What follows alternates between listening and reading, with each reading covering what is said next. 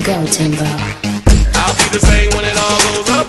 I'll be the same when it all goes down. Not the first one, open it up. I'll be the last one closing it out. Don't know if I give you a shot yet. Little mama, I'm beating your style. Do I think you're dope enough? Yep. One way I'm finding it out. No way you came in me both. Don't care, not afraid. I'm like wow. Really want it all in this toe. Holiday Doc here again, bringing you some tutorial videos on how to. Lately I've been getting some more requests to do a class setup video like I did for World at War. So I'm going to go through, I'm going to do 3 videos. I'm going to do a public room class setup, a Gamebattles regular setup, and then the MLG Variant class setup that I use. Keep in mind these are just my examples. This is how I like to play, this is how I do play, so everybody has their own opinion. Feel free to leave comments, suggestions, and everything like that. Video responses are also good. Okay, let's get started. Alright, let's look at my long range class first here. We got the M16A4 with Full Metal Jacket Red Dot Bling Pro. The reason I use the Full Metal Jacket and the Red Dot is this gun long range is a one-hit kill 90% of the time. The M16 has phenomenal damage, and the Full Metal Jacket just gives it that extra bit of damage that you need going up against people long range.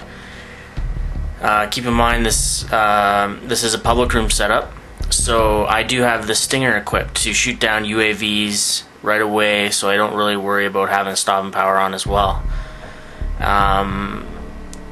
Again, a good way to go about this is if you're doing pubs with a group, always have a guy running around with Stinger on. That way if they do pop up a UAV right away, you can just swap out, shoot it down, and everybody's good to go to keep having Stop Power Pro on instead of cold-blooded. Another thing I'm using right now is the Bling Pro. Like I said, the Red Dot Full Metal Jacket combo is phenomenal. It's a great setup to go with. And I'm also using for equipment the frag. The frag you can throw a lot farther, and I use smoke. Smoke gives you cover just to get into those spots away from snipers and everything like that, because we all know almost everybody yanks out a sniper rifle on these big long range maps now, so you gotta be extra careful. Secondly, let's look at my mid-range. Personally, I think the SCAR is one of the most powerful weapons out there. The iron sights on this are excellent. You really can't go wrong with them. That's way you can throw on the Full Metal Jacket. You don't have to worry about a red dot, and you can use the Sleight of Hand Pro because it's got such a low capacity magazine on it. I use this class pretty much for mid-range maps only, simply because the long-range kick on it it's a little more difficult. You gotta really burst fire it instead of hold it down. You should be doing that anyways. But this is my setup. Now, like I said before, if I'm not running a launcher Stinger setup, I'm using shotguns and cold-blooded. That way if they have a UAV up, I don't have to worry about shooting it down. Cold-blooded Pro also helps, no name of crosshairs. It's excellent. You can get through the enemy, nobody really knows what's going on. I'm also using the frag and the stun grenades ×2 for this. Pretty much everybody knows the Model 1887s are overpowered, but you can't beat them, you join them, right? I use the Akimbos, and it's probably that and the automatic shotty are by far the best shotguns out there. Hopefully with this new patch coming out soon that they'll reduce the damage of the Model 1887s. That way everybody can run around and use a secondary gun of their choice instead of being forced to use the shotguns that shoot 30 feet away anyways. Now let's go on to the runner. The runner class is pretty much objective, gotta get there first type of thing. Capture the flag, demolition, stuff like that. I use the UMP for this class, it's lighter. I throw a Full Metal Jacket on it for my attachment. And I'm running the AA-12 automatic shotgun. The reason I don't use the Akimbos for the runner class is it's a little bit slower. especially if you're going in to grab an objective quickly. You want to be able to get off rounds quicker, and with the akimbos you got to wait like 15 seconds per change out on the reloads and such like that. So I find that the AA-12 is pretty much the way to go for this type of class setup. Really, Marathon Pro, it's great. It's extremely fast. The climbing, I really don't know why it's climb faster. It's slightly faster, if at all, and it doesn't seem like a pro class of any sort like that.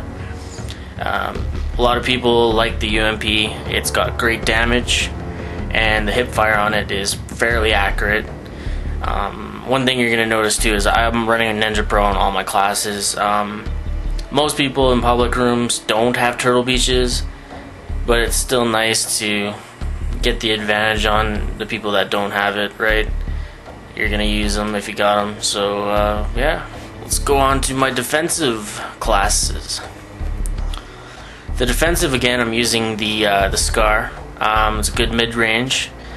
You don't want to defend an objective sitting on top of it, right? So you want to get some range on such. So I'm using the Full Metal Jacket silencer. The reason I'm not using Sleight of Hand Pro with the Scar on this one, because really if you're defending, you're not going to get their whole team attacking you at once. You're going to get trickles of people coming in, so you got time for the extra reload time. And also I got tactical insertion, just in case you do die, you can spawn on the defensive spot right away. You're not going to spawn up with your forward attackers. Also the Cold-Blooded Pro, because I am using the shotguns as my secondary, not the launchers. The shotguns, I am running akimbo and Full Metal Jackets on these as well. These are super deadly with the Full Metal Jackets. You're gonna kill anybody 25-30 feet away with them. It's a great secondary, especially if you do get caught on the reload with the Scars. You got the models as backup, and it's pretty much over. For my last public room class, I've got the long range silenced. I'm using the ACR, and everyone knows that the ACR is by far the most accurate gun out there. It's also lacking on the damage. So we got the silencer, and we got the Full Metal Jacket on there as well, and Stinger as my secondary. I pretty much use this class on wetland there. You can get through the grass, sneak up on all the snipers without them really knowing, and the Metal Jacket is necessary, I believe, for the ACR. It just doesn't have the power to 2 or 3 shot hit anybody, so you gotta use anything you can to up the damage on it. Smoke grenade, again, is necessary. You're going to use smoke grenades a lot on Sabo, Demolition. The smoke grenades are way better in this game than they were in Call of Duty 4. They actually just make everything blocked out. You can't see through it. And one thing you don't notice maybe is you can't, when the smoke comes up, usually the trick in Call of Duty 4 was to just run your cursor over the smoke, and if it moved along or if it turned red, there's somebody in there. With the smoke in this game, it doesn't allow you to do that, so it's a really excellent secondary equipment slot to have for these big maps. Well, that's pretty much my my public room classes. Long range, mid range, my runner, defensive, and long range silenced. I do switch them up a little bit here and there, but pretty much if I'm running pubs, this is what my setups are. Pretty much I'm going to be releasing a couple public room how-tos, some good tips and tutorials on free-for-all, team deathmatch, and mosh pit stuff. Some things to look out for, and how to beat those full teams if you're stuck on a team by yourself with some randoms. Good ways to make the other team quite mad at you really quick. And yeah, thanks a lot for checking out the video. Make sure you subscribe, and I'll be doing the next video here, the Game Battles match classes. Be sure to check that one out as well.